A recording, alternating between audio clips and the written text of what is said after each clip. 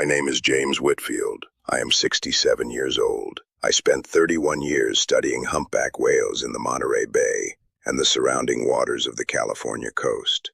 Their migration routes, their feeding behavior, their acoustic communication, the specific patterns of their fluke markings that allow us to identify individuals across decades. I have logged over 4,000 hours on the water. I have seen things that would stop your breathing. I have also seen the moment when science runs up against something it cannot fully process, and I have sat with that moment for 6 years now, and I am still sitting with it. I need to go back to the beginning. My wife Carol died in March of 2017, ovarian cancer. We had been married for 39 years. She was the person who understood what I was doing out there on the water. Not the biology specifically, which she found interesting but not compelling, but the reason I kept going back. She understood that the ocean had something to teach, and that I had not finished learning.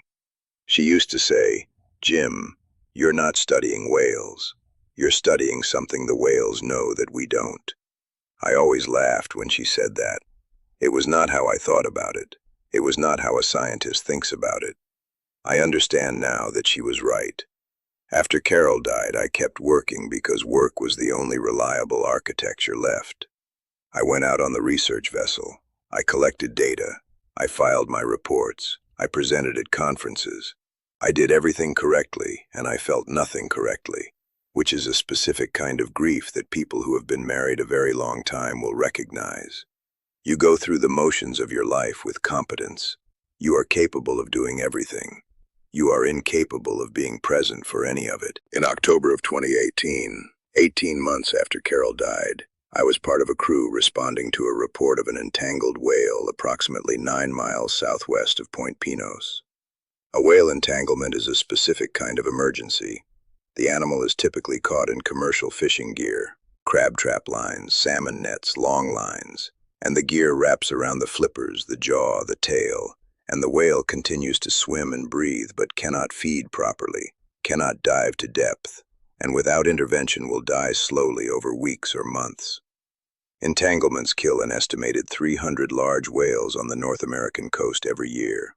Most of them die alone. Most of them we never find. This one we found. She was a humpback, adult female we estimated based on size, approximately 43 feet, and somewhere between 35 and 45 tons. She was on the surface when we reached her, moving slowly, and you could see immediately that the movement was wrong. Humpbacks in open water move with a specific quality. There is no better word than deliberateness, a commitment to each motion that reflects the scale and weight of a 40-ton body navigating three-dimensional space. What this whale was doing was not deliberate. She was fighting. The fishing line was wrapped around both pectoral fins and across the body just forward of the dorsal. Approximately 1,200 feet of line in total, we estimated later, from at least 4 separate traps. The line had been cutting into the skin at the left pectoral for what appeared to be several weeks. There was blood in the water. I had done entanglement response work before. You approach carefully. You use specially designed cutting tools on extended poles to work through the line systematically, starting with whatever is restricting breathing and movement most severely, working toward the peripheral entanglement last. The whale may struggle. The whale may sound, dive, which is dangerous for the divers in the water. The whale may thrash. The work takes as long as it takes, and it requires patience and a specific kind of steadiness that is easier to maintain when you have done it before. I had done it before, but I had not done it like this. She was still. Through almost the entire process, an hour and 40 minutes, this whale held herself at the surface and allowed us to work. Not passively. The eye, a humpback's eye, is approximately the size of a grapefruit, positioned on the side of the head, and it is capable of holding your gaze in a way that most people find disconcerting, and that I have always found remarkable. The eye tracked the divers continuously. She knew we were there. She was choosing to be still. An animal that could have sounded to 60 feet and taken everyone in the water with her was making a choice, repeatedly, to remain at the surface and allow the work to continue. I was in the water for the final 40 minutes. When the last of the line came free, when the left pectoral finally pulled clear and she moved it, experimentally, like a person testing a shoulder after surgery, I felt something I did not have the vocabulary for at the time. I was a 61-year-old marine biologist who had just freed a humpback whale from 1,200 feet of fishing gear. That should have been the complete description of the moment. It was not. She did not leave immediately. She held her position at the surface for approximately 4 minutes after the last of the line was cleared. And then she did something I have seen documented in only a handful of whale entanglement cases in the scientific literature. She came to each diver, one by one. She moved toward each person in the water, there were 4 of us, and held position close enough to touch, though none of us touched her. Close enough that I could see the full surface of the left pectoral fin, the wound where the line had been cutting, and the way she held the fin slightly away from her body as if displaying it.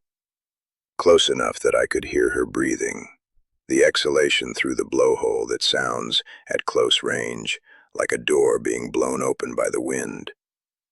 Then she sounded, dived, was gone. I did not sleep that night.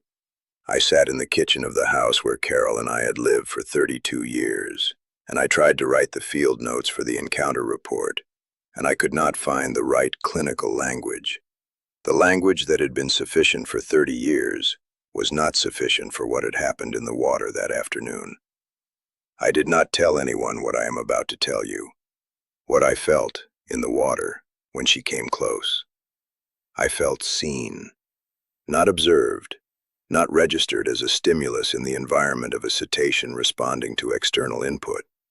Seen, the way Carol used to say "I see you" to me, when I came home from a long deployment on the water and had been silent for 3 days processing whatever I had experienced out there. "I see you, Jim."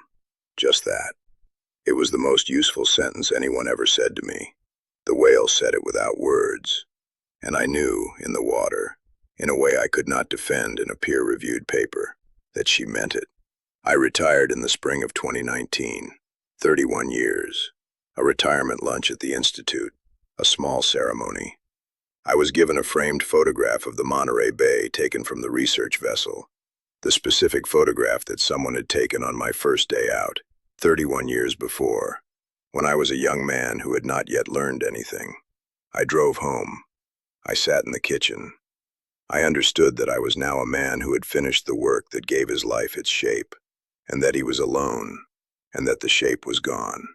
My last day on the research vessel was a Tuesday in April. I had asked to go out one more time, not officially, just as a passenger, just to be on the water one more time before I stopped being someone who went on the water for reasons other than leisure. The crew was kind about it. We went out for a routine survey, 12 miles offshore, the specific patch of the Monterey Bay that I have known for 3 decades in the way that some people know a neighborhood. The kelp forests below, the cold, upwelling current, the way the light sits on this water at 10 in the morning in April. We were not looking for anything specific. We were looking at everything, the way you do when you know it is the last time. She surfaced 40 yards off the port bow.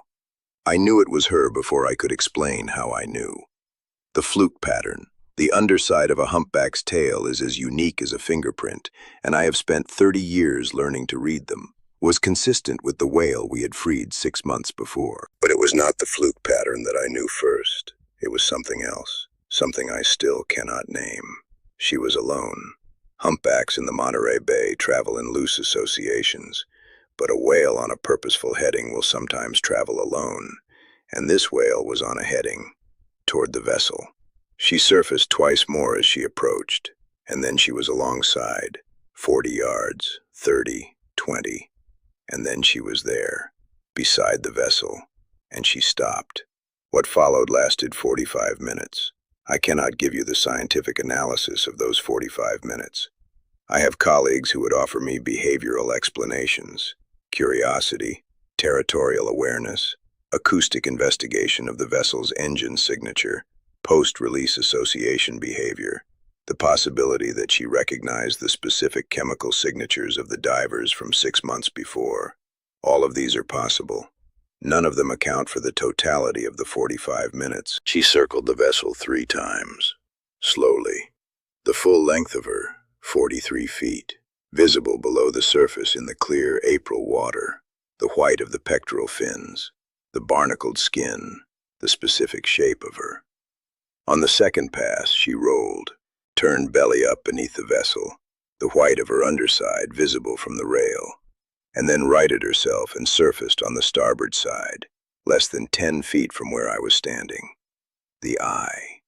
I have spent 31 years looking at humpback whale eyes from research vessels and from the water, and I can tell you what they look like in feeding behavior, in threat behavior, in rest, in song. I cannot tell you what this eye looked like because I do not have the category. It was not any of those things. It was something that required me, a man who had spent his career insisting that anthropomorphism is the enemy of clear thinking, to use a word that embarrasses me even now. She was present. Not in the biological sense, in the other sense, the sense that Carol meant when she sat across the kitchen table and said, "I see you," the full attention sense, the nothing else is happening right now sense. I said her name. I had been calling her Luna for 6 months, in my notes, in my head, in the field reports where her designation was MB 2018-F-047.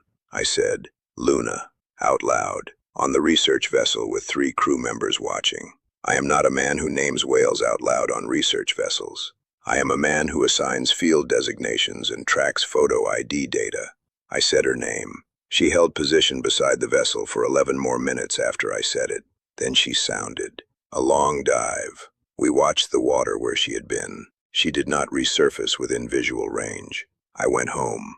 I sat in the kitchen. I understood that something had been given to me on that water that I did not earn, and could not explain, and did not deserve, and that the only honest response to an unearned gift is gratitude, and that gratitude is not a scientific concept, and that I did not care. I have thought about this for 6 years. I have read every paper written on post-entanglement behavior in cetaceans. I have talked, carefully, not revealing everything, to colleagues who study social cognition in marine mammals. I have sat with the footage that one of the crew members took that morning on a personal phone, which I have watched perhaps 60 times, and which shows exactly what I described and explains nothing. The scientific explanations are not wrong. They are not sufficient. What I keep coming back to is something Carol said to me, very early in our marriage, when I was struggling with the gap between what science could name and what the ocean was clearly doing. She said, "Jim, the universe is not required to fit inside your vocabulary." And I said, "Well, that's not very useful." And she laughed. And she was right, which she almost always was, and which I am still accounting for. A 40-ton humpback whale came to say goodbye on the last day I was ever on that water. Or she came because she was curious. Or she came because the vessel's acoustic signature matched a vessel she had encountered 6 months before. Or she came because of something that happens between an animal and a person when they have been close enough in the water to hear each other breathe. I do not know which of these is true. I know what I felt standing at the rail when that eye came level with mine. I know that 30 years of science did not prepare me for it. I know that 39 years of marriage did. I know that Carol would not have been surprised at all. I know that I can hear her laughing from here. The ocean does not owe us meaning. The ocean is 4 miles deep and 600 million years old, and it contains more life than all the land on Earth combined. It owes us nothing. It will be here long after the last pair of human eyes has ever looked at it. But sometimes, on a specific Tuesday morning in April, 12 miles offshore, it gives something anyway. Pay attention. You will not always understand what you are receiving. You will not always have the words. You will sometimes have to stand at the rail of a research vessel with 31 years of scientific training and admit that you are in the presence of something that is larger than the framework you built to contain it. That is not a failure of the framework. That is the truth of the ocean. Pay attention. This story was inspired by true events. All images and videos were created using artificial intelligence for entertainment purposes.